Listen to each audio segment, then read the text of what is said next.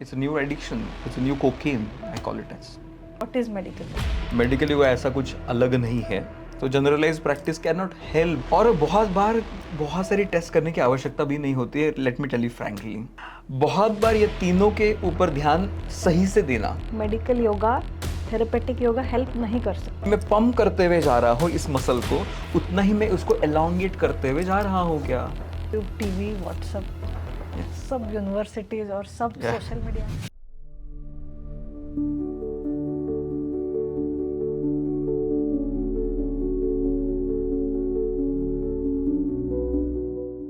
नमस्ते, आज हम नई सीरीज की शुरुआत करने जा रहे हैं, a journey to wellness, and my name is Prajakta.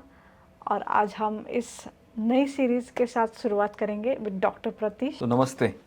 सो पहले तो मैं आपको सबको कहूँगा, before my introduction, you need to keep your back straight.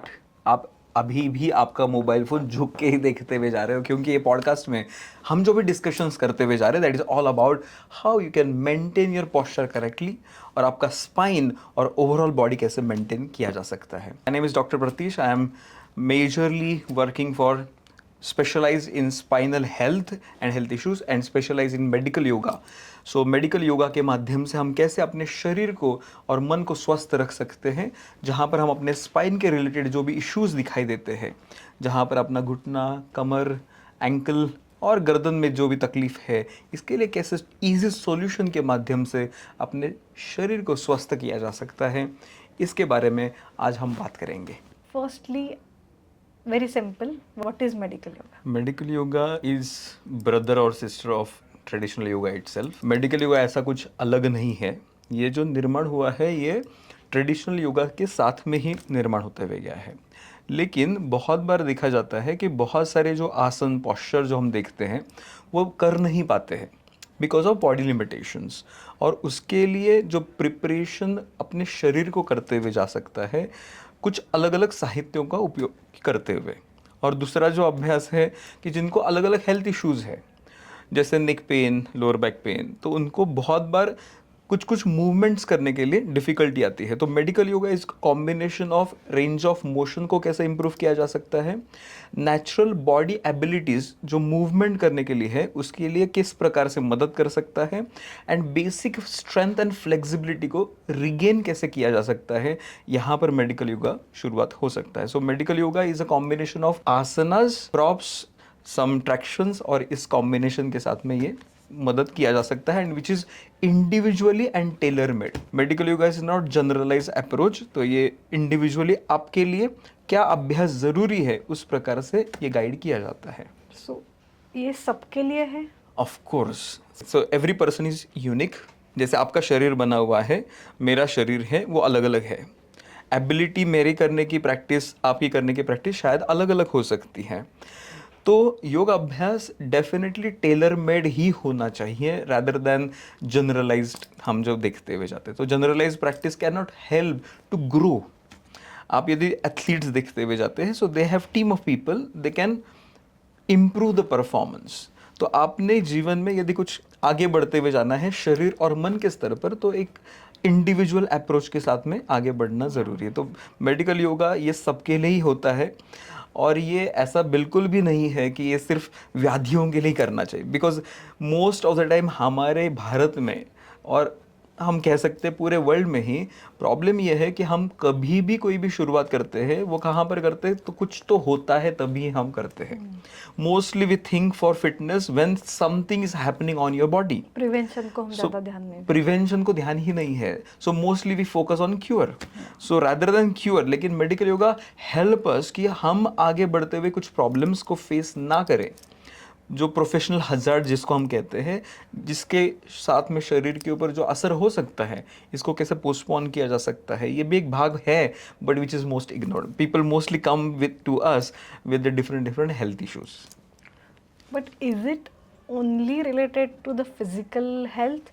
क्या ये सिर्फ शारीरिक व्याधि सिर्फ इसी के ऊपर ध्यान देता है, या इसका हॉलिस्टिक अप्रोच भी है, जैसे कि इसमें तुम्हारा खाना पीना, सोना, lifestyle, your thoughts, Yeah, is all got these it. things included into this? See, can you tell me कि शरीर और मन अलग अलग किया जा सकता है क्या? नहीं. तो पहला, यदि हम शरीर और मन को अलग नहीं कर सकते हैं, so the journey of medical yoga और एनी वेलनेस प्रैक्टिसेस, जब हम अपने शरीर के ऊपर काम करते हैं तो अपने मन के स्तर पर काम होता ही है. जब हम ऐसे रेस्टोरेटिव पोजीशंस हो जहाँ पर अपने शरीर के ऊपर काम करते तो मन, इमोशंस हो, अपने मन के स्तर के अलग अलग जो भाग है उसके ऊपर भी काम होते हुए दिखाई देता ही है. जब हम होलिस्टिक वेलबींग के बारे में बात करते हैं तो वहाँ पर लाइफस्टाइल मॉडिफिकेशन है, वहाँ पर हमारा दिनचर्या है, वहाँ पर हमारा बहुत सारी चीज़ें हैं जो हमारे लाइफ को अफेक्ट कर सकती हैं. तो ये डेफिनेटली इस एस्पेक्ट्स के ऊपर भी ध्यान देना चाहिए. But firstly we start with the body, because body is a gross जो हम डायरेक्टली काम किया जा सकता है. Rest of the things are very settle. तो इसके लिए हमें काम करने के लिए धीरे धीरे आगे बढ़ते हुए जाना चाहिए. जब हम शारीरिक स्तर पर यदि व्याधिग्रस्त है तो बहुत बार हमारा ध्यान जहाँ पर दुख रहा है, यदि मैं बोलते हुए जाता हूँ कि आपका मन शांत रहे, नहीं होगा. पहले तो हमें ठीक करना पड़ेगा जो ग्रॉस है. So we go from the gross to the subtle when we are practising medical yoga. But जैसे स्ट्रेस का सीधा इम्पैक्ट हमारे शरीर पे होता है, तो how this stress reduction helps into the practices. सो ऐसा स्ट्रेस कम होने के लिए खास आसन है, या ये प्रैक्टिस करते करते हुए वो स्ट्रेस ऑटोमेटिकली कम हो जाता है? बोथ. सो पहला तो स्ट्रेस, मैं तो इसके पहले बोलना चाहूँगा how stress affect on overall wellbeing, then will how this helps. Okay. So stress affects our whole body. जैसे आप देखते हुए जाते तो it will affect your nervous system, thinking process, ability to respond और react. It will affect your heartbeats, that is heart और cardiac system. It will affect the digestion. जब आपको टेंशन आ जाता है तो पेट में गुड़गुड़ हो ही जाता है. Have you observed that? Motion pass हो जाता है. और हमारे शरीर में और भी इम्पॉर्टेंट भाग हैं वो अफेक्ट होते हैं स्ट्रेस के कारण के साथ में. तो उसके साथ में हम कह सकते हैं कि stress affect the overall body, your overall structure, everywhere it will impact.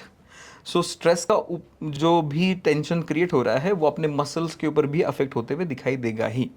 So muscles के ऊपर होगा, बोन्स हेल्थ के ऊपर होगा, और ओवरऑल सर्कुलेशन के ऊपर हो रहा है. उसका मतलब ओवरऑल हार्मोनल हेल्थ हो, कार्डियक हेल्थ और अदर हेल्थ, उसके ऊपर भी ये असर हो सकता है. How it helps? Or lying down, I have seen your pictures. People are lying down in Shavasana, Supta Virasana, या by using pillows. Yes. They are looking so relaxed. So how does it helps? मुझे लगता है कि we are lacking in one of the most important thing, that is our rest. So mostly this practice, दो प्रकार से practices होती हैं. पहला है डायनामिक एक्टिविटीज़ के साथ में, जहाँ पर हम एक्टिवली कुछ ना कुछ प्रैक्टिसेस करते हुए जा रहे हैं. एंड सेकेंडली जो हमारा अभ्यास है जो रेस्टोरेटिव है, जो रिलैक्सेशन है. हमें यदि स्ट्रेस को कम करते हुए जाना है तो सिर्फ भागदौड़ करने से मदद होगा क्या? तो ज़रूर होगा. जैसे आप ट्रैक करते हो तो वहाँ पर आप कुछ ऊपर जाने के बाद में थोड़ी देर लगता ही है कि थोड़ा सा शांत बैठ जाए. Have you observe that? But that is with the tiredness that you are getting relaxation. And secondly, actively relaxation, मतलब जहाँ पर हम ऐसी स्थिति में पहुँचते हुए जाते हैं जहाँ पर हम अपना शरीर एक्टिवली रिलैक्स करते हुए जा रहे हैं. सो शवासन हो या सुप्त वीरासन हो, ऐसे आसन के माध्यम से हम अपने शरीर को एक्टिवली शांत किया जा सकता है. जब अपना शरीर शांत होते हुए जाता है तो मन भी धीरे धीरे शांत होते हुए जा सकता है. तो ऐसे जो आसन होते हैं जहाँ पर हम 10 मिनट 15 मिनट रुकते हुए जाते हैं, क्यों? क्योंकि शरीर को शांत करने के लिए समय देना बहुत आवश्यक है, और उस माध्यम से अपने मन को, अपने इमोशंस को भी हम कंट्रोल में लेकर आ सकते हैं. Yeah, I have seen 10 to 15 minutes you mentioned. So हम ऐसा देखते हैं कि नॉर्मल क्लास में in one class 1 hour almost 13-14 आसन gets covered apart from सूर्य नमस्कार. 13 से 14 आसन कम से कम हो ही जाते हैं 1 घंटे के क्लास में. लेकिन मेडिकल योगा के जो आसन है वो हम इतना स्लोली करने का और सिर्फ 3 to 4 आसन इतना कम रखने का इसमें कोई इम्पोर्टेंस है, या it's just that it takes time? ये दोनों के गोल अलग अलग हैं. ओके, पहले तो हम जब व्याधि कुछ किसी को होते हुए जा रहा है या स्पेसिफिक अभ्यास करना है, तो उसके लिए जो हम एक प्रोग्राम डिज़ाइन किया जाता है और उस प्रोग्राम डिज़ाइन करते हुए उनको क्या आवश्यक है उतना ही दिया जा सकता है. Why we stay in one asana for longer period of time. पहला आपका क्योंकि हम जब अपने मूवमेंट्स करते हुए जाते हैं that works on superficial level. Superficial मतलब क्या, तो हम जब इस प्रकार से मूवमेंट करते हुए जा रहे हैं that will affect our superficial muscles. जब अपने शरीर में स्ट्रक्चरल डिफॉर्मिटीज हुआ है, जैसे किसी के गर्दन स्ट्रेट होते हुए गया है या सर्वाइकल स्पॉन्डिलाइटिस हो गया है, तो उसको अभी रिवर्स करने के लिए डीप मसल्स के ऊपर भी अभ्यास करना ज़रूरी है. हम जो सुनते हैं कायरोप्रैक्टर्स, हम सुनते हुए जाते हैं कि कट कुट करते हुए गया और तुरंत से ठीक हो गया, ऐसा पॉसिबल कभी भी नहीं होगा.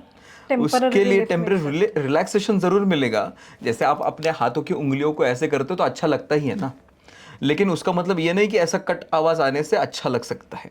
दैट इज़ बिग थिंग, क्योंकि बहुत बार लोगों को लगता है ऐसी गर्दन चटकने से मुझे गर्दन का प्रॉब्लम पूरी तरह से निकल जाएगा. ऐसा बिल्कुल नहीं हो सकता है.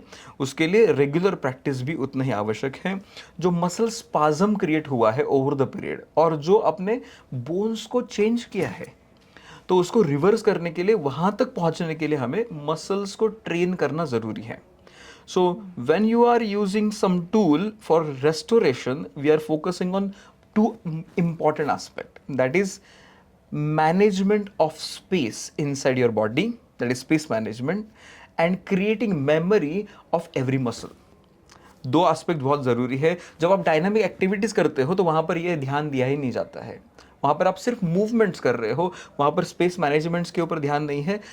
और दूसरा मेमोरी क्रिएशन. जब हम एक स्थिति में शांत रहते हुए बैठ जाते हैं तो वहाँ पर होता क्या है, अपना शरीर शांत है और हम धीरे धीरे मन अपना उस जगह पर मसल के ऊपर हम ध्यान लेकर जा सकते हैं और उस माध्यम से हम रिस्टोर किया जा सकता है. So muscle memory is basically what is important in this whole process. आपको जो भी एक्टिविटी, आप अपना हाथ मूव कर रहे हो, चल रहे हो, ये कौन से माध्यम से हुआ है?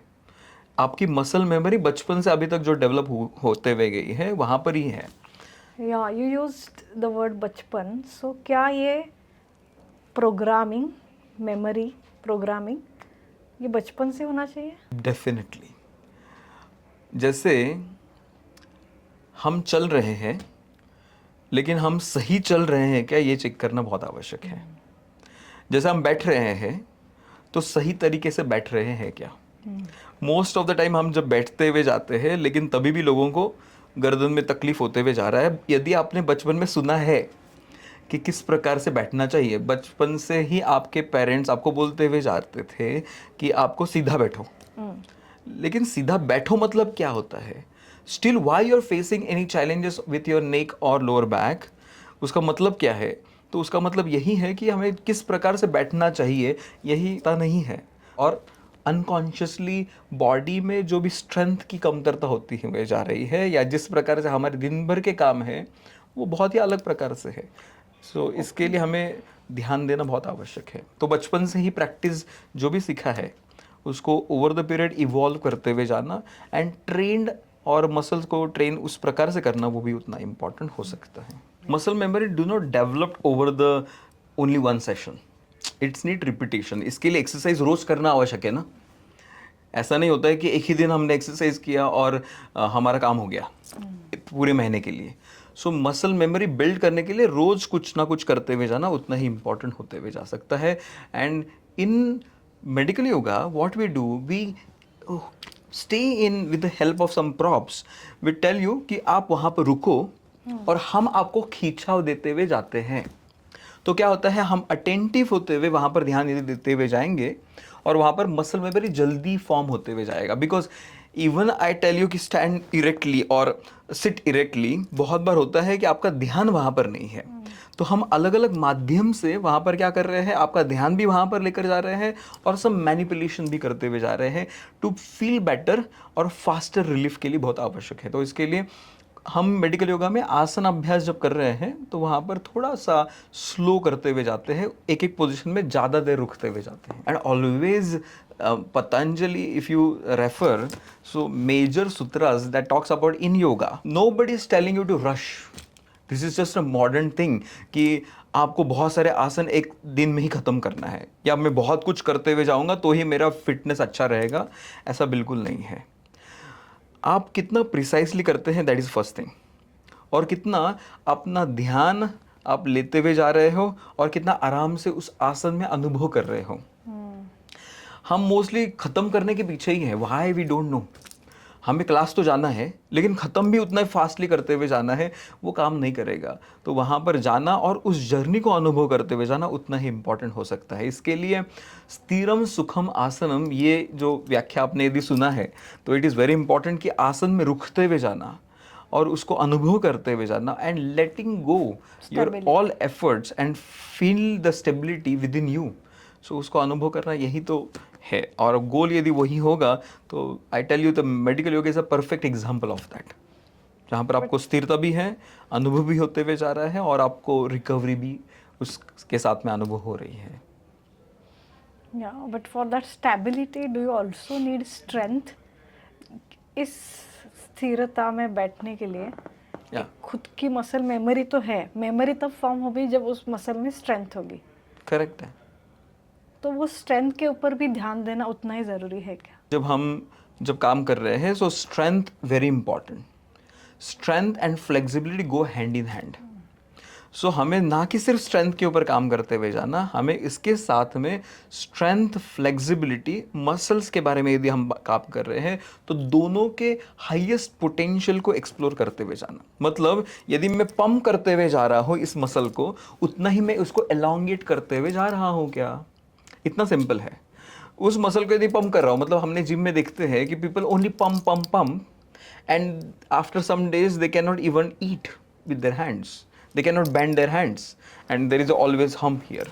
वो भी सही नहीं होगा, क्योंकि अपने एबिलिटी टू ईट और अपने हाथ की जो नॉर्मल रेंज ऑफ मोशन है वही सही नहीं हो रहा है। या बहुत बार over flexibility also causes problems. So इसके लिए it should be balance between the flexibility and strength. So इसके लिए जब हम यहाँ पर ध्यान दे रहे हैं, सो हम सिर्फ स्ट्रेचिंग नहीं करते हैं, हम स्ट्रेचिंग और स्ट्रेंथनिंग ये दोनों को एक बैलेंस स्तर पर कैसे अनुभव किया जा सकता है, उस व्यक्ति को क्या नीड है देना है। Yeah. And in my practice, what I really like is कहाँ पर जोर देना है, कहाँ पर नहीं देना है, कहाँ पर जॉइंट्स पे प्रेशर नहीं आना चाहिए, ये चीज़ें जो मुझे सीखने को मिली।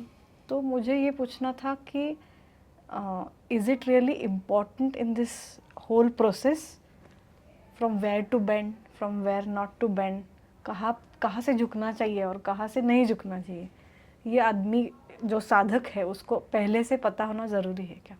और ये इन्फॉर्मेशन क्लास से पहले मिलनी चाहिए, करते समय मिलने चाहिए, या इसकी प्रोसेस क्या होनी चाहिए, सही प्रोसेस क्या होनी चाहिए? I tell you, teacher should be good, knowledgeable, authentic with his own understanding about body structure first.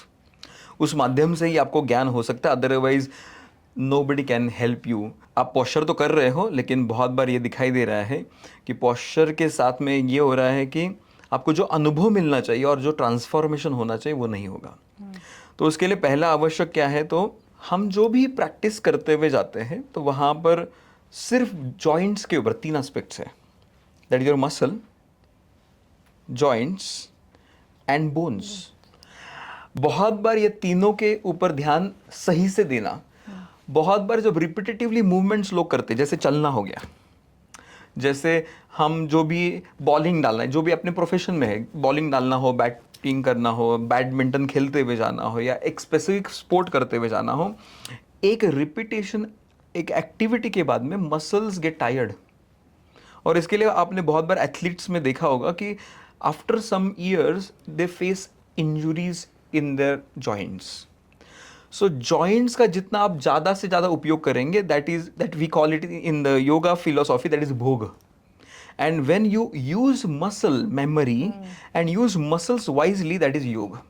So when you are working with this philosophical understanding कि how you can use your muscle wisely and not to take any pressure on your joints to maintain the health of bone nicely.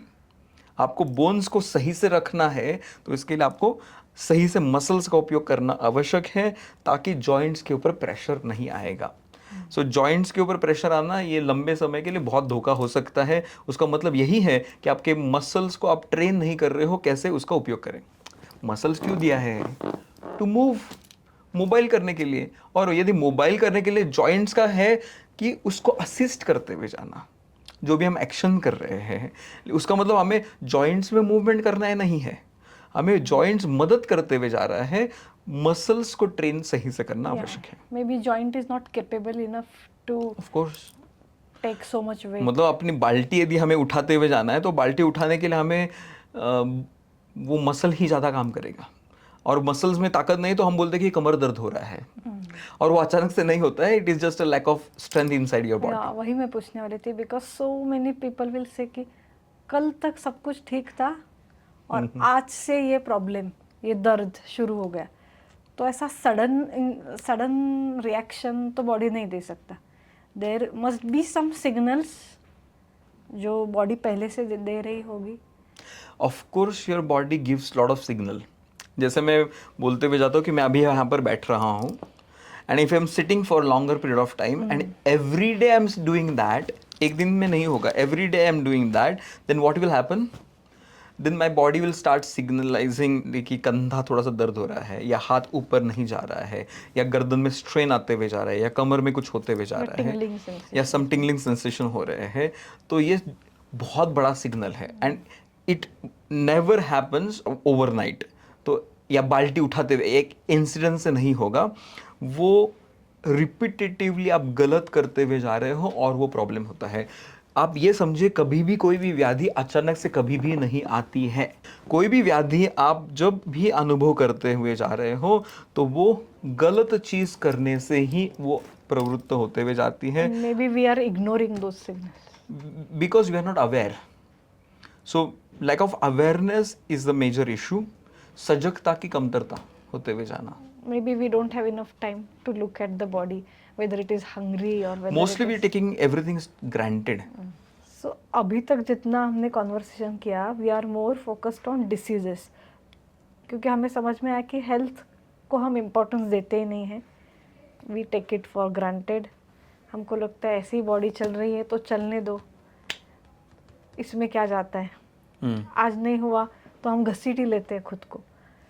ये बार बार करने से तो hamper definitely है।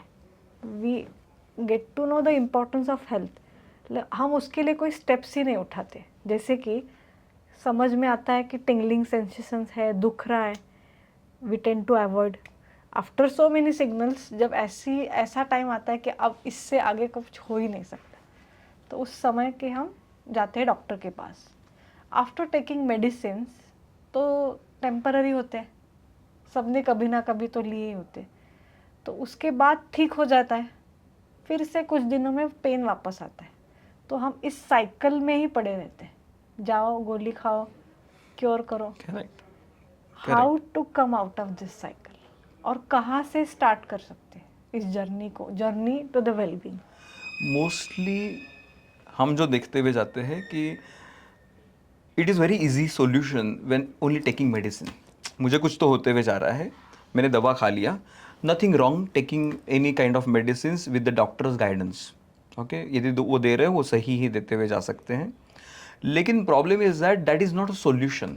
You tell me only one thing कि जहाँ पर आपने गोली खाया है और वो बीमारी पूरी तरह से रिवर्स हो चुकी है, यदि ऐसा कुछ साइड इफेक्ट भी है, और ऐसा कोई भी व्याधि आप मुझे दिखाते हुए जाइए कि आप गोली खाते हो और उसके साइड इफेक्ट नहीं है, और आप गोली खा रहे हो और उस माध्यम से उसको रिवर्स किया है। कोई भी एक दवाई आप यदि बताते हुए जाएंगे, डायबिटीज़ की हो, नी पेन की हो, आर्थराइटिस चेंजेस की हो, यदि एक दवाई आप बताते हुए जाएंगे तो मैं आपको ओपन चैलेंज देते हुए जाता हूँ कि ऐसे एक गोली बोलेंगे, मैं बोलूँगा लाइफ टाइम खाओ, कोई प्रॉब्लम नहीं है, मेरे पास आओ ही मत, एक्सरसाइज भी मत करो। लेकिन unfortunately there is no medicine work this way. इसके लिए क्या करना आवश्यक है? इसके लिए एक्सरसाइज ही करते हुए जाना। लेकिन प्रॉब्लम इज दैट मेहनत करना ये फर्स्ट थिंग, मुझे इससे बाहर आना ये सेकेंड थिंग, और उसके लिए मुझे क्या करना चाहिए, ये अवेयरनेस के साथ में काम करना ये बहुत इंपॉर्टेंट है। और सही ढंग से मेरे लिए क्या आवश्यक है, इस माध्यम से समझेंगे तो हम इस विशियस साइकिल से बाहर आ सकते हैं। आई लाइक दिस स्टेटमेंट, मेरे लिए क्या आवश्यक है, क्योंकि there is so much of information loaded available, YouTube, TV, WhatsApp, Yeah. सब यूनिवर्सिटीज़ और सब Yeah. सोशल मीडिया पे इतने सारे इन्फॉर्मेशन है। आप कौन सा एक्सरसाइज कर सकते हो, कौन सा योगा कर सकते हो, उसमें से मेरे लिए क्या आवश्यक है अभी, ये सही से कैसे पता चल सकता है, इसके लिए क्या करना होगा? So what we do when you visit to us, हम पहले आपको असेस करते हैं। असेस मतलब क्या? तो आपके मेजर 4 एक्टिविटीज़ कैसे चल रहे हैं। बेसिक क्या है? ओवरऑल बॉडी की फ्लेक्सिबिलिटी कैसी है, ओवरऑल बॉडी में स्ट्रेंथ क्या है, थर्ड मोशन, अपने हाथ को ऊपर उठाना, पैर के अंतर कितना होना चाहिए। तो ये सारा एसेस किया जाता है कि अपनी नेचुरल एबिलिटी टू मूव, ये तीसरा डायमेंशन हम एक्सप्लोर करते हुए range of जाते हैं, motion. रेंज ऑफ मोशन जिसको हम कहते हैं। एंड जब ये एसेस करने के बाद में ये डिसाइड होता है कि आपका हाथ ऊपर नहीं जा रहा है, तो आपको ये एक्टिविटीज़ हम देते हुए जाएंगे। आपका यदि फ्रोजन शोल्डर है या कुछ इश्यूज़ है तो उसके लिए ट्रैक्शन देते हुए जाएंगे, और ओवरऑल वेलबींग के लिए भी ध्यान रखते हुए, ओवरऑल बॉडी को ध्यान रखते हुए, with the some consultation and history taking, हम ये देखते हैं कि आपको इसके साथ में कुछ स्ट्रेस है, आपको उसके साथ में कुछ प्रीवियस हिस्ट्री है, एक्सीडेंट हिस्ट्री है। ये पूरा ध्यान देने से ही हीलिंग हो सकता है। और रिवर्स, सो हमारे पास में लोग आते हैं कि घुटनों की तकलीफ है, बट मैं बोलता हूँ no person in the world comes with the only one health issue. उसको घुटनों में दर्द है, उसका पेट खराब होता ही है। उसको गर्दन में तकलीफ है तो उसको ब्रीदिंग प्रॉब्लम हो सकता है, even though they don't aware about that, but what we observe that. So जब हम ये पूरा ध्यान देते हुए जाते हैं कि ओवरऑल वेलबींग के लिए, यदि वो व्यक्ति घुटनों के लिए भी आ रहा है ना, तभी भी हम सिर्फ घुटना नहीं देखते हैं, we focus on overall wellbeing along with the knee. Focus is of course on knee, तो हम उसको ध्यान देते हैं कि उसको कैसे 1, 2, 3 या 10 सेशन में उसको ठीक किया जा सकता है। लेकिन उसके साथ में लंबे समय के लिए ये ना हो, इसके लिए क्या करना चाहिए और उसको ओवरऑल स्वस्थता कैसे अनुभव हो सकती है, उसके ऊपर भी ध्यान उतना ही दे सकते हैं और देना चाहिए अक्सर। या बट लेकिन ऐसा यूट्यूब वीडियो देखने से डिसएडवांटेज है क्या? क्योंकि जो लोग सीधा या बचपन से करते हुए आते हैं सूर्य नमस्कार, उनको पता होता है सब, हाउ टू ब्रीथ प्रॉपरली, उनका ये कॉन्फिडेंस देख के मुझे आश्चर्य लगता है कि सब पता होता है उनको, चलना कैसे है, खड़े कैसे रहना है। क्योंकि हम इतना इजीली ये सब कुछ करते हैं that we are not grateful that we can do this. For example, like you can stand with your 2 legs, but दुनिया में ऐसी कोई चीज़ है ही नहीं जो सिर्फ 2D डायमेंशन पे खड़ी है। You need at least 3, like this camera, tripod, even a rickshaw has 3 wheels, Yeah. or a 4, जैसे any animal or a table. But what is the speciality in the human body which can stand, walk with 2 legs? There are 2 question, okay. तो पहला है, आपने पूछा कि YouTube के माध्यम से ये करना चाहिए या नहीं करना चाहिए। फिर हम बात करेंगे अपने 2 लेग्स के ऊपर कैसे हम पहुंचते हुए जाते हैं, और how we actually our body so amazing. So यदि आप देखते हुए जाते हैं, यूट्यूब के माध्यम से आपको जब आप करते हुए जा रहे हैं, nothing wrong. Sometimes knowledge, sometime practicals, you can take advantage of some expertise and do it, but I tell you, you only do some activities as per your own convenience. आप आपके हिसाब से स्ट्रेच करते हुए जा रहे हो। जब आप किसी के गाइडेंस के साथ में अनुभव करते हुए जा रहे हैं तो क्या होता है, तो आप सही ढंग से कर रहे हैं क्या, दूसरा आपके लिमिट्स को पुश करते हुए जाते हैं, because transformation only happens when you are pushing your limits, when you coming out of comfort zone.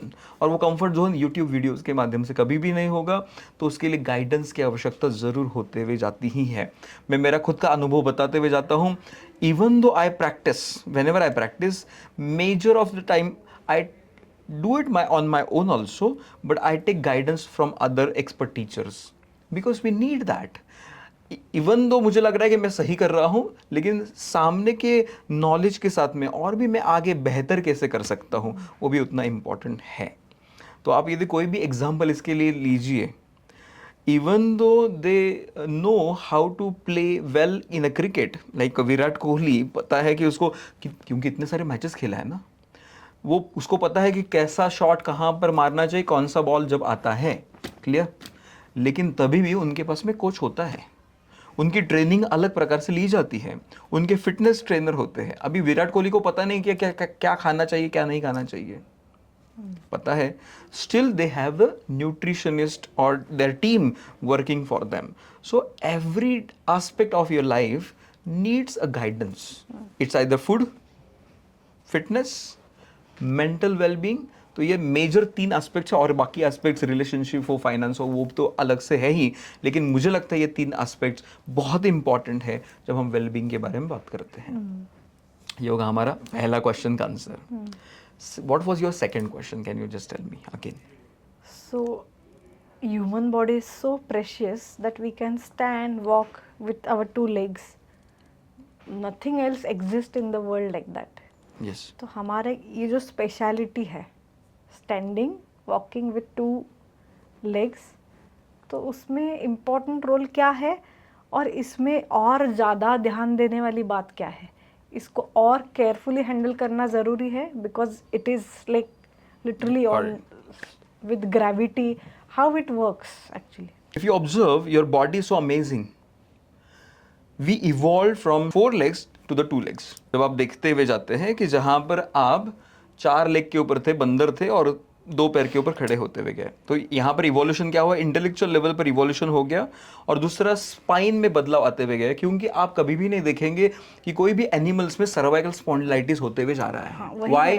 Because they are close to the parallel to the ground, and it is very difficult for coming on 2 legs and sitting straight or standing on 2 legs. It is very difficult. So यदि आप देखते हुए जाते हैं कि ये 2 पैर के ऊपर खड़ा रहना एक्चुअली डिफिकल्ट है, और उसके साथ में हमें इंटेलेक्चुअली ध्यान देते हुए जाना उतना ही आवश्यक हो सकता है। इसके लिए वो इम्पोर्टेंट हमें दिखाई देता है। See so many people, जैसे अभी हमने डिस्कस किया कि it's very difficult to stand in both the legs. So we see hyperextension with knees, कि कोई लोग ऐसे खड़े रहते हैं, उनको लगता है हम 2 पैर पे खड़े हैं, लेकिन वो होते नहीं हैं, वजन एक बाजू पे झुका होता है। या हम रिक्शा ऐसा देखते कि कोई ऐसा चला रहा है, हम 2 व्हीलर के ऊपर अलग अलग एग्जांपल्स देखते हैं। तो with this different kinds of postures with the spine, so is it उनका पोस्चर करेक्ट करना ज़रूरी है, या उनको अभी दुख नहीं रहा इसीलिए वो ऐसे हैं, या उनको सही गाइडेंस नहीं है, उनको पता ही नहीं कि मैं टेढ़ा हूँ, या उनकी ग्रोथ ही ऐसी हुई है, और it just the changes in their habits, कि पहले ऐसा नहीं था लेकिन विद ग्रेजुअली ऐसी हैबिट बन चुकी है तो अभी ऐसे ही है। Very rare cases it's because genetically कुछ डिफॉर्मिटीज, स्पाइन में प्रॉब्लम्स है, इसके लिए दिखाई देता है, बट ओवर द पीरियड गलत प्रकार से ही करने से ही स्पाइन में बदलाव आते हुए दिखाई देते हैं। लेकिन मराठी जैसे आमची ठेवणच अशी आहे, और it is the pattern in my family, so is it like this? It's never, it's very rare, that's I said कि ये कभी भी नहीं होगा कि मेरा शरीर ऐसे ही था। आप खुद के फोटोज रेफर करिए, आप खुद के फोटोज रेफर करते हुए जाएंगे तो आपको पता लगेगा कि आप कैसे खड़े थे एक पैर के ऊपर, आप एक एंगल के साथ में कैसे फोटोज देते थे, और फिर उसी बाजू में दर्द होते हुए जा रहा है। As you see your old photos you will understand कि आपका शरीर ऐसे नहीं था, लेकिन ओवर द पीरियड वो गलत करने के बाद में वो बदलाव अपने स्पाइन में हो, गर्दन में हो, या घुटनों में, या कहीं पर भी, तो वो होते हुए क्या। सो it is not a one day process, it is a repetition, and it is damage over the period of time. There are many professional hazards. For example, if somebody carrying a lot of weight because he need to deliver the lot of baggages. If he's flute player, so you need to bend his neck a bit and play for longer period of time for sadhana. If he is a teacher, you need to stand for longer period of time. That is what we call it as professional hazard. The way one of my friend used to drive a lot, and he used to sit like this, the armrest in the big SUVs. So he used to bend like this and felt lot of discomfort on left side. So ये जो professional hazards होते हैं, ये बिल्कुल treat किया जा सकता है आप दिनचर्या आपकी ऐसे रखते हुए जाते हैं। इसके लिए हम अपने हिस्ट्री में पूरा डिटेल पूछते हुए जाते हैं कि आप दिन भर में क्या कर रहे हो। Because even though I treat you for your lower back, you are going to do the repeat job throughout your 23 hours और रेस्ट ऑफ द टाइम। आप जो घर पे करते हुए जा रहे हो या ऑफिस में कर रहे हो तो वो रिपीटेशन होगा। तो इसके लिए ये प्रोफेशनल हैज़ार्ड के लिए आप दिन भर क्या एक्टिविटी करते हो, मूवमेंट्स करते हो, उसके लिए क्या करना चाहिए, ये भी हम ध्यान रखते हुए उसके ऊपर काम करते हुए जाते, तभी वो रिवर्स होगा। अदरवाइज यहाँ पर अच्छा लगता है और दिन भर में पेन होता है, यही दिखाई देगा। इसके लिए प्रोफेशनल हैज़ार्ड। एंड मेजरली आजकल जो प्रॉब्लम्स दिखाई देते हैं ना, that is because of the professional hazard only. जैसे आईटी में काम करते हुए जा रहे हो और मुझे 12 घंटे बैठना ही पड़ता है क्योंकि इतना काम है या ध्यान नहीं है, तो डेफिनेटली प्रोफेशनल हैज़ार्ड में ही आता है। तो एज अ पेशेंट, जो पेशेंट्स को जो फील होता है दैट इज़ द पेन। तो जब तक वो आपके पास आते हैं तो पेन तो बहुत बढ़ चुका होता है। So that is the constant signal which body is giving.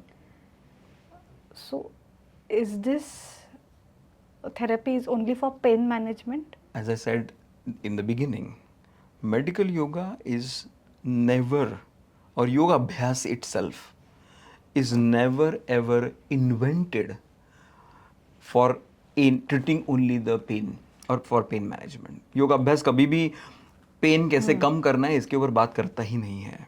Even medical yoga हम काम कर रहे हैं अलग अलग व्याधियों के लिए, लेकिन उतना लिमिटेड इसका एस्पेक्ट नहीं है। सो आई ऑलवेज टॉक कि ये सारे स्तर के ऊपर काम करता है अपने जीवन के। तो वो अपना शरीर हो गया, मन हो गया, मेमोरी हो गया या ईगो हो गया, व्हाटएवर जो अपने जीवन के स्तर है इसके ऊपर काम करते हुए जाता है। तो इसके लिए मेडिकल योगा का अभ्यास फर्स्ट इज पेन मैनेजमेंट तो है ही, लेकिन overall wellbeing is the main goal. So pain management, otherwise I am not very much happy when somebody is और people tell lot of time कि मुझे घुटना पहले बहुत ज़्यादा था और वो अभी डिस्कम्फर्ट चला गया। बट वी टेल देम कि it is not reach to the 10%, it is just a start. So यदि हमें आगे बढ़ना है और ओवरऑल वेलबींग के ऊपर काम करना है तो हमारा गोल कुछ अलग है। सिर्फ व्याधि से बाहर आना इतना लिमिटेड एस्पेक्ट नहीं है। So can you share the exact role of yoga teacher or a yoga therapist or instructor? Because finally it's only me who is going to do the rest of the day. But how that 1 hour of yoga assistance from any instructor or therapist can help me throughout my day?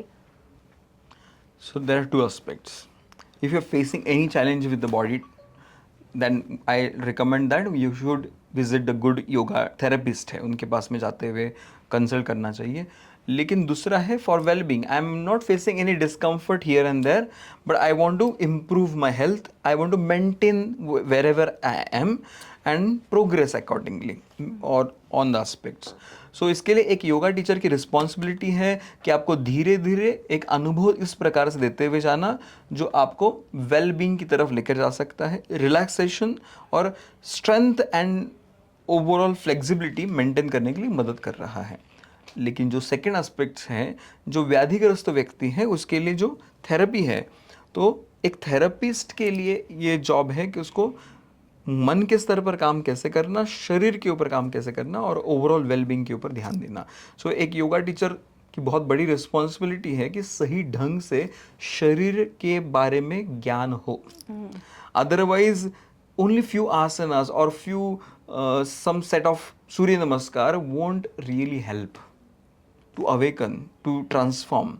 उसके लिए सामने वाले व्यक्ति को समझते हुए ही अभ्यास लेना ये बहुत आवश्यक है। So you have no choice yoga teachers. तो आपको पहले तो ज़रूरी है कि आपको खुद के ऊपर अभ्यास करना, शरीर को जानना और एनाटॉमी और फिजियोलॉजी का अभ्यास करना, तभी आप सही प्रकार से मदद करते हुए जा सकेंगे।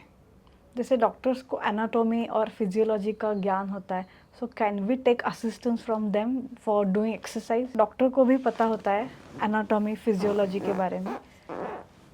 तो जैसे हम डॉक्टर के पास जाते हैं, ये दुख रहा है, and then they just tick few exercise, तो उनसे वो असिस्टेंस एनाटॉमी सिर्फ उनको पता है इसलिए वो ले सकते हैं क्या?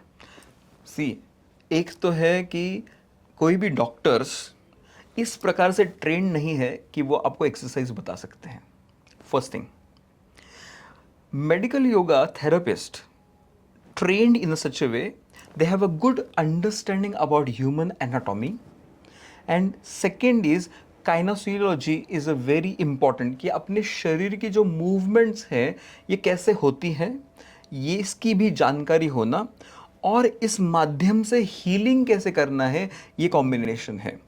आप कोई भी MBBS डॉक्टर है या MD डॉक्टर है, MBBS का फुल फॉर्म ही ये है, that is expertise in medicine and surgery. Core study is medicine and surgery. उनका जो सिलेबस है is not design in such a way they can eligible to give any kind of suggestion for exercise. So हम जब यहाँ पर देखते हैं कि आपको यदि कुछ भी करते हुए जाना है, आपके शरीर में कुछ इश्यूज है, तो consulting is doctor very important, but what to do for that to overcome that health issue, और कौन से एक्सरसाइज करना चाहिए, तो एक थेरेपिस्ट सही प्रकार से आपको मदद करते हुए जा सकता है. सो डॉक्टर्स, आप यदि देखते हुए जाते हैं, डॉक्टर्स ने पढ़ाई जो किया है वो कौन से स्तर पर किया है, डेड बॉडीज के ऊपर पढ़ाई किया है. बट एक अच्छा थेरेपिस्ट लिविंग बॉडीज के ऊपर, उसका शरीर कैसे मूव होता है, उसका शरीर कैसे बना हुआ है, और वो कौन से व्याधि से ग्रस्त होते हुए जा रहा है, ये वो लाइवली अनुभव करते हुए जाता है, और उस माध्यम से उसने पढ़ाई किया है, तो वही व्यक्ति अच्छे से मदद कर सकता है, जिसको शरीर और कॉम्बिनेशन, एक गहराई से अभ्यास शरीर के मूवमेंट्स के ऊपर भी है, मसल्स के ऊपर है, एनाटॉमी का अभ्यास भी सही से जानता है, तो वो ही सही एक योगा टीचर या थेरेपिस्ट बन सकता है. ऐसे डिसीजेस जिसमें therapy can actually really helps a lot. There are two aspects very important about where therapy can be useful. हमारे शरीर में दो प्रकार की व्याधियाँ होती हैं, एक तो स्ट्रक्चरल डिफॉर्मिटीज, एंड दूसरा जो हम सिंपल भाषा में कहते हैं that is a pathological disorders.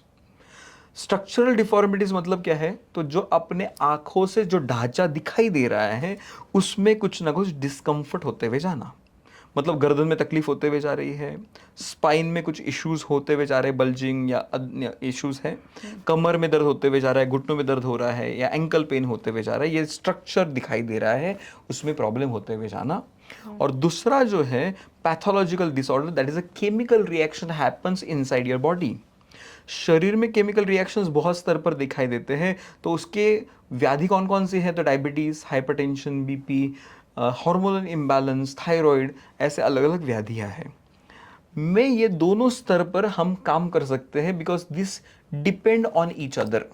ये दोनों एक दूसरे के ऊपर कहीं ना कहीं संबंधित होते हुए जाते हैं. तो यदि हम अपने शरीर के ऊपर काम करते हैं तो अपने इंटरनल बॉडी की हेल्थ भी इंप्रूव होते हुए दिखाई देती है. तो जब हम थेरेपी करते हैं, therapy help on both the aspects, that is either structural issues और पैथोलॉजिकल डिसऑर्डर. तो ये दोनों के लिए भी काम इजीली करता है. बट मैं आपको कहूँगा मेजरली स्ट्रक्चरल डिफॉर्मिटीज़ जो भी हैं उसको ओवरकम बहुत इजीली किया जा सकता है, बिकॉज जो अपने आँखों से दिख सकता है, जहाँ पर हम पहुँच सकते हैं, उसके लिए हम जल्दी से कुछ टेक्निक्स के माध्यम से हम इजीली हेल्प किया जा सकता है. ऐसे कौन से डिसीज है जिसमें medical yoga, therapeutic yoga help नहीं कर सकते? पहले तो कौन से स्तर पर करना चाहिए, तो मैं पहले बोलूँगा आपका घुटना आर्थराइटिस चेंजेस होते हुए जा रहा है, तो आपको बिल्कुल एक्सरसाइज सीखना बहुत आवश्यक है, जो मेडिकल योगा एक्सरसाइजेस हैं. सर्वाइकल, गर्दन में प्रॉब्लम्स है, बल्जिंग, स्कोलियोसिस, स्लिप डिस्क, ऐसे जो स्पाइन रिलेटेड इश्यूज़ है उनको तो पहले गाइडेंस लेना चाहिए जो है मेडिकल योगा का. मेडिकल योगा जहाँ पर काम नहीं करता है, ऐसा बहुत कम जगह पर है, जैसे किडनीज़ है, कुछ फंक्शनिंग जो अपने शरीर में है उसके पास में हम इजीली पहुँच नहीं पाते हैं. लेकिन इनडायरेक्टली बिल्कुल मेडिकल योगा सारे शरीर के ऊपर काम करता ही है, लेकिन हम क्लेम नहीं कर सकते हैं, because there is a lack of research that we can not directly touch और रीच आउट और gives any kind of exercise to that specific organs. But overall यदि आप लीवर के बारे में बात करते हैं, जब हम बैकवर्ड बेंडिंग अभ्यास सिखाते हैं, liver get activated, pancreas get help to secrets insulin inside the body. तो मदद होता है, लेकिन इनडायरेक्टली हेल्प होते हुए जाता है. तो वहाँ पर एक लिमिटेशन ज़रूर है, लेकिन I can not even recall कि ऐसी कोई भी व्याधि नहीं है जहाँ पर हम कोई ना कोई स्तर पर मदद नहीं कर सकते हैं, because it's not about only asanas, it's sometimes well being, it's मुद्रास, it's breathing techniques, और और भी टेक्निक जो हम योग अभ्यास में सीखते हैं, कुछ ना कुछ स्तर पर हमारे पास में टूल्स हैं जो हम उनको देते हुए जा सकते हैं और उनको स्वस्थ बनाने के लिए मदद किया जा सकता है. Yeah. Is it possible to avoid surgeries? I tell you, 90% of the surgeries can be avoided when there is a joint problems first, and 60% of the surgeries जो भी है statistics says कि उसकी ज़रूरत ही नहीं है. जॉइंट्स की सर्जरीज जो भी सजेस्ट करते हुए जाते हैं तो मसल की स्ट्रेंथ और मेमोरी के माध्यम से और स्पेस मैनेजमेंट के माध्यम से जॉइंट की सर्जरी को अवॉइड किया जा सकता है. और 60% सर्जरीज की ज़रूरत ही नहीं है, लेकिन डॉक्टर्स और the lobby itself is promoting because the way their aspects it's not wrong. Probably they are correct. They have learned that way. Because they have learned that way. लेकिन जिस प्रकार से हम देखते हैं, we are always focusing on reverse. Maybe they don't know any other option for this. Yeah, of course. Modern science only focus on removing parts, focus on refilling. But in medical yoga, we focus on reversing. We focus on rejuvenating. We focus on restoring is a very important aspect. तो हम कोई भी भाग को निकालने से पहले उसको कैसे रिस्टोर किया जा सकता है उसके ऊपर हमारा ज़्यादा फोकस होता है rather than कोई भी निकालते हुए जाना. So surgeries can be avoided in majority of the cases. हम इसको जहाँ पर भी हमारे पास केस आता है और मुझे लगता है कि इसको घुटनों की सर्जरी करना चाहिए तो डेफिनेटली वी रिकमेंड दैट. लेकिन मुझे पता है कि इसको पोस्टपोन किया जा सकता है या अवॉइड किया जा सकता है तो ज़रूर हम कोशिश पूरी करते हैं कि सर्जरी को कैसे अवॉइड किया जा सकता है. And we have hundreds or thousands of people, they have avoided surgeries by taking help of medical yoga. बहुत बार क्या होता है ना, डायग्नोसिस तो होता है, डॉक्टर के पास गए, उन्होंने बोला एक्सरे निकालो या एमआरआई निकालो. उसके बाद वो निकालने के बाद उस पेशेंट को लगता है ट्रीटमेंट यही ट्रीटमेंट है. तो rather than focusing on more treatment, the person is more interested in to diagnosis because it is so easily available and there are so many test. तो सिर्फ उसी पे रुक जाते हैं कई बार. So is it actually important to stay more focused on the treatment part and give more importance on that rather than Absolutely. diagnosis As you are part. saying, हमारे भारत में लोगों को बड़ा आनंद आता है कि मैंने एमआरआई निकाल लिया, एक्सरे निकाल लिया, ब्लड रिपोर्ट्स निकाल लिया, ऐसे फाइल लेकर आते हैं हमारे पास और उनको बड़ा प्राउडली वो कहते हैं कि हमने सब कुछ कर लिया. बट जब बात आती है मेहनत करने की तो वहाँ पर बहुत कम लोग पहुँचते हुए जाते हैं because it is difficult and it needs a guts, it's needs a strength and it's needs a time and devotion to reverse. तो इसके लिए diagnostics part is very small और बहुत बार बहुत सारी टेस्ट करने की आवश्यकता भी नहीं होती है. Let me tell you frankly, some test की ज़रूरत है तो वो हम स्पेसिफिक बता सकते हैं और उतना ही लिया जा सकता है. जैसे बोन हेल्थ के बारे में मुझे कुछ जानना है so I tell you 4-5 test and that is enough. यदि मुझे कुछ बताना है that is about any from the history about digestion, that I hardly need 2-3 test to understand your body. But बहुत बार बहुत सारी टेस्ट किए जाती हैं जिसकी आवश्यकता भी नहीं होती है और इसके लिए टेस्ट के ऊपर एक ध्यान देना ज़रूरी है. लेकिन सिर्फ वहाँ पर रुकना सिर्फ मदद नहीं करेगा. पता लग गया मुझे कि गर्दन में प्रॉब्लम है लेकिन मैंने उसके लिए कुछ कॉन्शियस एफर्ट नहीं किया तो वो दर्द ऐसे ही निकल नहीं जाएगा. उसके लिए हमें कुछ ना कुछ एफर्ट लेना उतना ही इम्पोर्टेंट हो सकता है और होना ही चाहिए. इसकी नौबत ही नहीं आए, इतना हम पहुँचे ही नहीं. इसके लिए तो जैसे हमने पहले ही बोला, prevention is very important rather than focusing on cure aspect. Can you give any message to yuva or a young person? Because the text in Hatha Yoga says the first word is yuva. Correct. So can you give any message to yuva because there is no pain right now So in that first, full energetic. so first is very important. आप यदि एक युवा हो तो सबसे important है focus on strengthening and focus on flexibility. आपको ये दोनों स्तर पर अच्छे से ध्यान देते हुए जाना है. यदि आपको शरीर को हेल्दी रखना है, आपको लंबे समय के लिए आपका शरीर, because as we age there is a degeneration start in your body. As you cross 30 your muscle mass start losing percentage by percentage. आप जितना जल्दी शुरुआत करते हुए जाएंगे अपने स्ट्रेंथ ट्रेनिंग और फ्लेक्सिबिलिटी के लिए, उतना लंबे समय के लिए आप अच्छे से स्वस्थ रहेंगे। जैसे आपके खुद के घर के लोगों का एग्जाम्पल देखो, जिन लोगों ने बहुत अच्छे से हार्ड वर्क किया, खेती में काम किया होगा या कुछ ना कुछ प्रैक्टिसेस किया Yeah, होगा, in their early शरीर को years. मजबूत किया होगा, अभी उनका age 60 and they look handsome and look good. तो उसका मतलब यही है, यदि आपको शरीर जितना पहले से तैयार करके रखेंगे, ताकि बाद में यदि कुछ भी डिजनरेशन हो रहा है उसका इम्पैक्ट बहुत कम होगा and you can be youthful. तो इसके लिए युवा लोगों को तो मुझे पहले बताना है कि जितना जल्दी आप ध्यान देते हुए जाएंगे उतना बढ़िया है।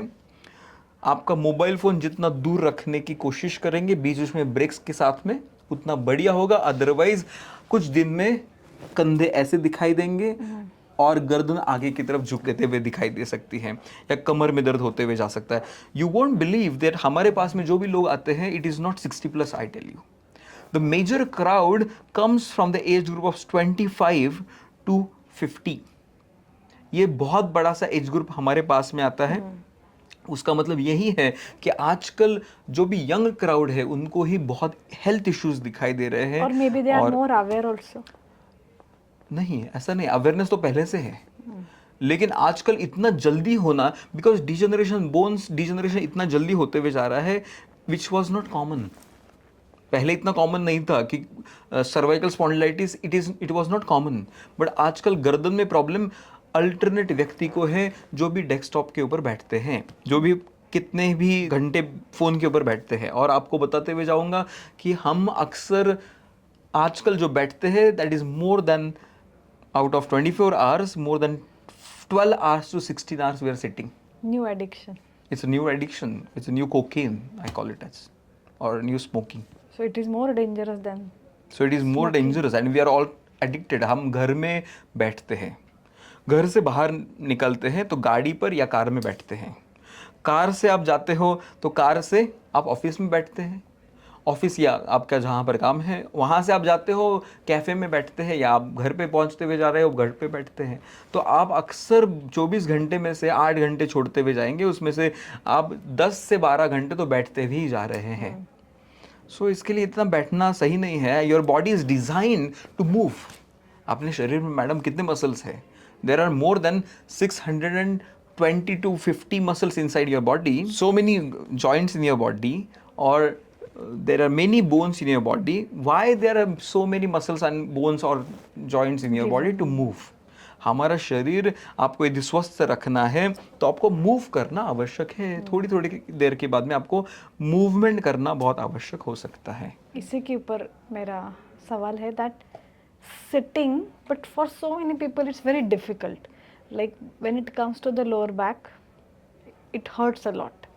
तो कई सारे लोग हैं जिनको लोअर बैक में इश्यूज है, पेन होता है, तो वो बोलते हैं कि बैठने के बाद बहुत दर्द होता है। खड़े रहना या फिर लेटे रहना यही सबसे कंफर्टेबल पोजीशन, तो ऐसा क्यों है? हाँ, actually when you are sitting there is a lot of pressure on your spine. So sitting is one of the difficult posture, I tell you. क्योंकि आप जब बैठते हुए जाते हो तो वहाँ पर सबसे इम्पॉर्टेंट क्या है, तो ज़मीन का एक ग्रेविटी का पुल है, बॉडी का भी एक वेट है, and that create a pressure on majorly on lower spine. तो इसके लिए लोअर स्पाइन में प्रेशर आना बहुत कॉमन है। इसके लिए सिटिंग कैसे करना है ये बहुत इंपॉर्टेंट है, और बीच बीच में मूवमेंट करना और ब्रेक लेना। जब आप लेटते हो parallel to the ground, it is very relaxing. You literally remove 5x of the weight from your spine when you are lying down. Zero pressure या जीरो प्रेशर। तो इसके लिए आपको बीच बीच में इस प्रकार से ब्रेक लेते हुए जाना, बॉडी को मोबाइल करते रहते हुए जाना, और इस माध्यम से ये अंडरस्टैंड करना कि कैसे बैठना चाहिए और कैसे खड़े होना चाहिए और क्या नहीं करना चाहिए जब आप बैठते हो।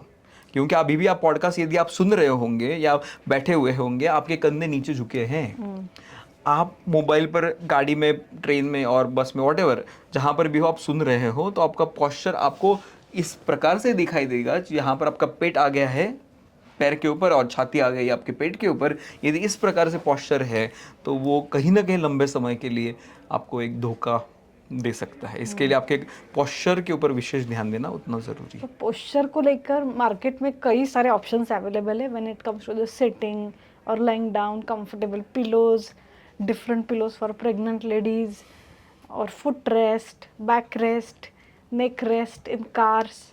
So many options available.